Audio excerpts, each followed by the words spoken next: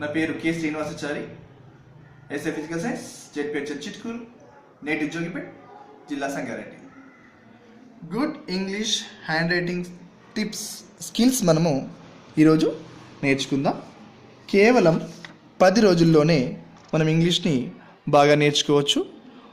Day 1లో 1, 2, 3, 4 ఈ 4 tips కనుక మనం బాగా ప్రాక్టీస్ చేసినట్టయితే మనకు ఇంచుమించు 17 అక్షరాలు బాగా అవుతాయి.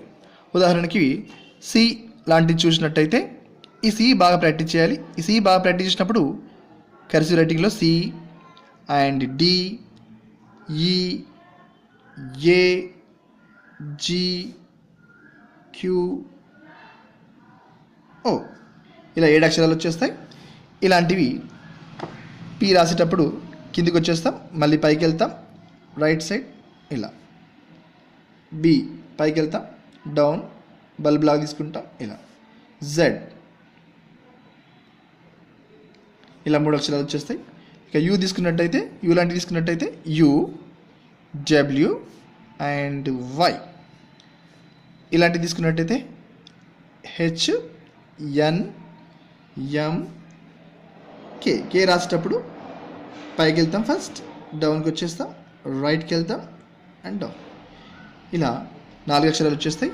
ఇక ఐఎల్టి ఈ 3 అక్షరాలు చాలా స్ట్రైట్ లైన్స్గా ఉంటాయి కాబట్టి ఇది ఈజీగా ఈ 3 అక్షరాలు. ఇక ఈ యొక్క 6 అక్షరాలు మనం కాన్సన్ట్రేట్ చేస్తే మనకు 26 అక్షరాలు కూడా బాగా వచ్చేస్తాయి.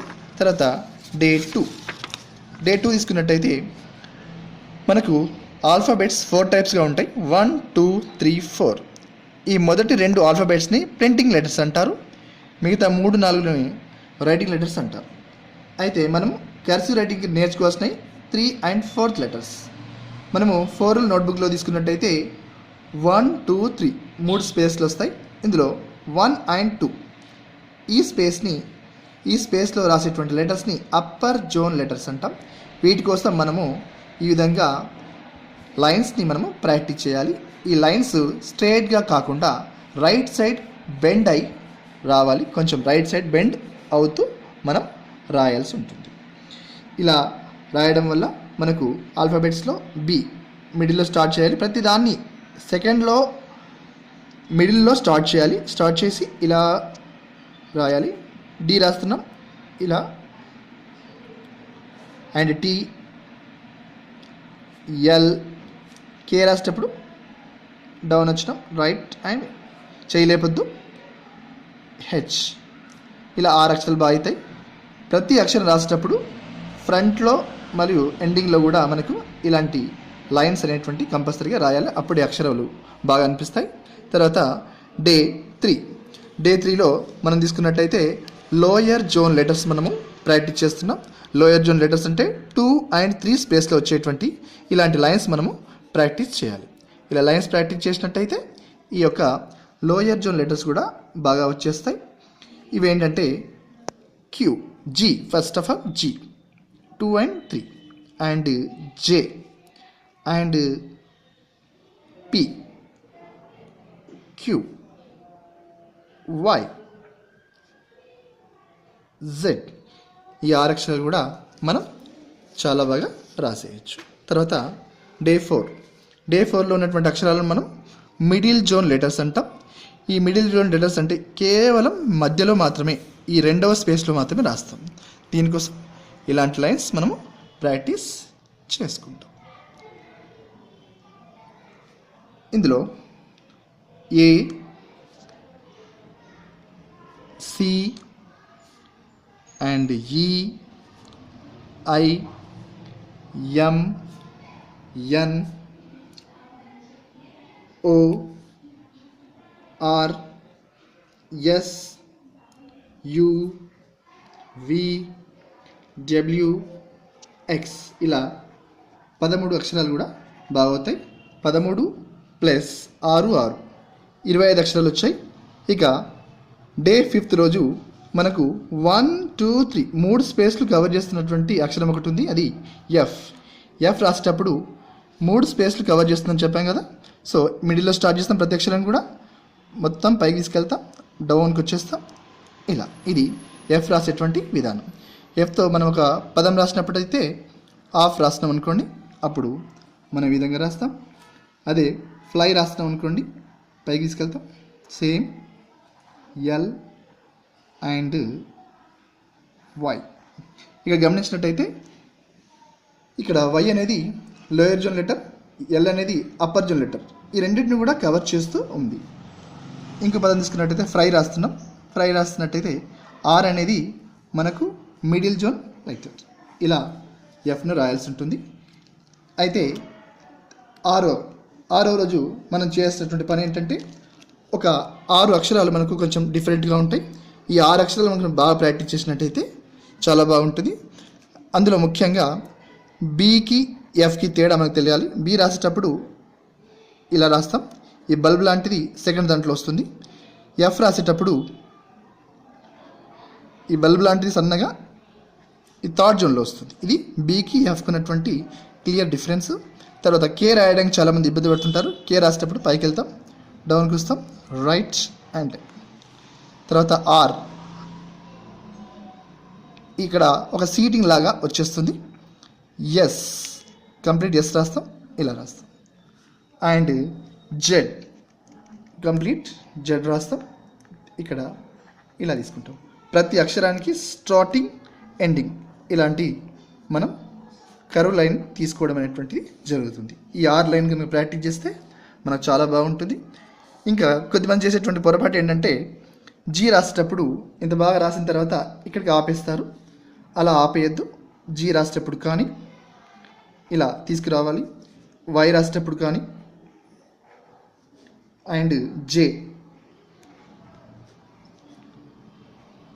లాస్ట్ లెటర్ ఇలా వచ్చినప్పుడు ఈ లైన్ ఇలా తీసుకొచ్చి కొనసాగించి పూర్తి చేయాలి. తర్వాత డే 7th BOVW అన్నీ కలిపేటప్పుడు కనెక్ట్ చేసేటప్పుడు చివరికి ఈజీగా కనెక్ట్ చేస్తాం. కింది భాగం నుంచి కనెక్ట్ చేస్తాం. ఈ 4 అక్షరాలు కనెక్ట్ చేసేటప్పుడు పై భాగం నుంచి కనెక్ట్ చేస్తాం. ఉదాహరణకి యాన్ అనే అక్షరం తీసుకున్నాం అనుకోండి, ఏ ఇలా తీసుకుంటున్నాం. ఏ చివరికి వచ్చేసింది, ఎన్ ఇక్కడే స్టార్ట్ అయింది. అంటే ఏ ఎన్ ఇక్కడే కనెక్ట్ అయినాయి. కానీ వీటితో స్టార్ట్ చేసేటప్పుడు ఫర్ ఎగ్జాంపుల్ బీతో చూస్తున్నాం, బీతో స్టార్ట్ చేస్తాం. ఇలా బి రాసిన తర్వాత బాక్స్ అని రాస్తున్నాం, ఇక ఓ పైన కనెక్ట్ చేస్తాం, ఇలా రాస్తాం. సో బి అండ్ ఓ పైనే కనెక్ట్ చేస్తున్నాం. తర్వాత ఓ రాస్తున్నాం, ఆర్ వీతో రాస్తున్నాం అనుకోండి, ఇక వ్యాన్ రాస్తున్నాం. ఇక్కడ విఏ ఇక్కడ పై భాగాన్ని కనెక్ట్ అయ్యాయి. డబ్ల్యూతో తీసుకున్నాం, వాటర్ రాస్తున్నాం. డబ్ల్యూఏ పైనే కనెక్ట్ చేయబడ్డాయి. ఈ విధంగా BOVWతో వచ్చేటువంటి స్పెషల్గా ఉన్న పదాలను మన డిక్షనరీ నుంచి సేకరించి ఈ 4 రకాలైనటువంటి అక్షరాలు ఉన్నటువంటి పదాలను చాలా ప్రాక్టీస్ చేయాలి. ఇది day 7th. Next day 8th. Almost అన్ని అక్షరాలు వచ్చింది కాబట్టి ఇక ఏం చేయాలంటే డే 8 నాడు ఏం చేయాలంటే 2 లెటర్స్ కలుపుతూ ప్రాక్టీస్ చేయాలి. ఇది ఏ విధంగా అంటే అన్ని అక్షరాలకి కనెక్ట్ అవ్వడం కోసం ఏం చేస్తామంటే ఏ తీసుకున్నాం, ఏతో అన్ని ఆల్ఫాబెట్స్ని కనెక్ట్ చేస్తున్నాం. ఏతో ఏ, ఏతో B, A C, A D, A E, A F, A G, A H ఇలా అన్ని అక్షరాలను ఏ టు జెడ్ కనెక్ట్ చేస్తాం.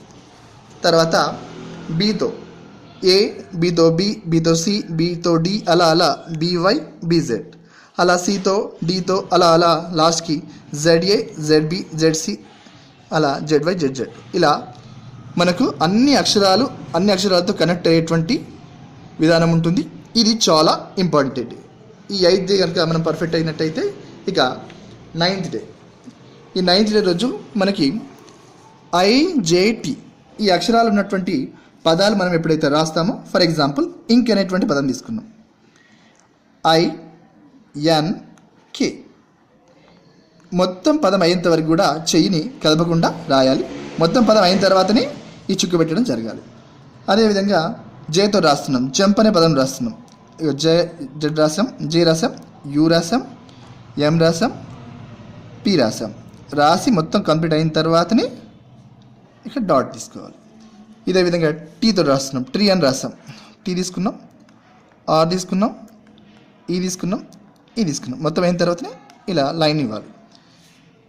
రాజస్థానీ అనేటువంటి పదం తీసుకున్నాం అనుకోండి. ఆర్ జే రాసాము, డాట్ పెట్టలేదు. టీ రాసాము, దానికి కూడా లైన్ ఇవ్వలేదు. అదేవిధంగా ఎన్ రాసాము, ఐ కూడా రాసాము. మొత్తం అయిన తర్వాత ఐ టీ జే ఇలా మొత్తం పదం అయిన తర్వాత మాత్రమే మనము ఈ డాట్స్ కానీ లైన్స్ కానీ ఇవ్వాలి.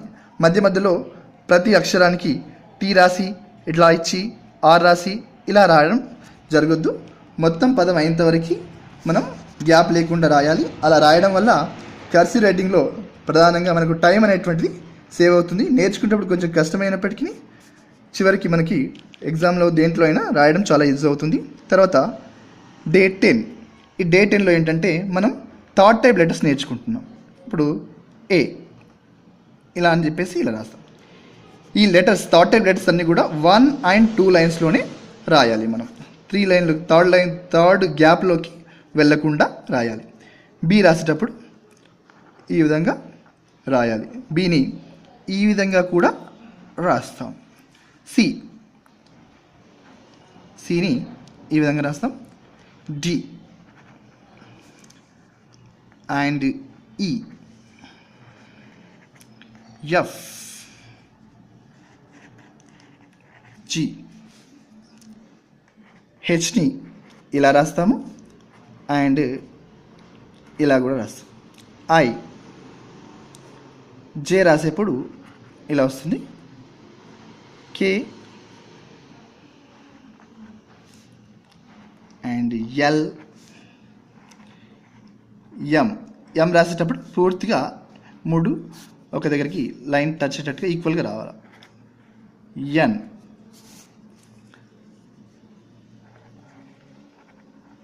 ఓ, P, Q, R, S, T, U, V, W, X, Y and Z. ఈ అక్షరాలు కనుక మనం ప్రాక్టీస్ చేసి ప్రతి సెంటెన్స్లో మొదటి అక్షరంగా ఇవి రాసినట్టయితే మనకు ఈ విధంగా మనకు అందంగా రైటింగ్ తయారవుతుంది. అయితే ఈ 10 టిప్స్ తర్వాత 10 డేస్ తర్వాత కొద్దిమందిలో ఒక చిన్న ప్రాబ్లం ఉంటుంది. ఏంటంటే వాళ్ళు రైటింగ్ రాస్తున్నప్పుడు లెఫ్ట్ నుంచి రైట్ సైడ్ వెళ్ళడం కానీ రైట్ టు లెఫ్ట్ రావడం కానీ పై భాగానికి కింది భాగానికి వెళ్ళడం జరుగుతుంది. అలాంటి ప్రాబ్లం వెళ్ళాలంటే వాళ్ళు ఏం చేయాలంటే ఒక ఇలాంటి లైన్స్ ఉన్నటువంటి పేపర్ తీసుకొని దానిపైన వైట్ పేపర్ పెట్టుకోవాలి.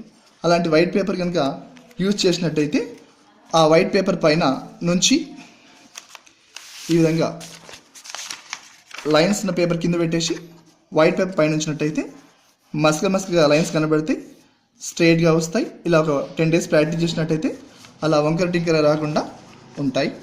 ఇక ఎప్పుడైనా ప్యాడ్ని ఇలా కానీ లెఫ్ట్ హ్యాండ్ ఉన్నట్లయితే ఇలా కానీ మనము పెట్టుకోవడం జరగాలి.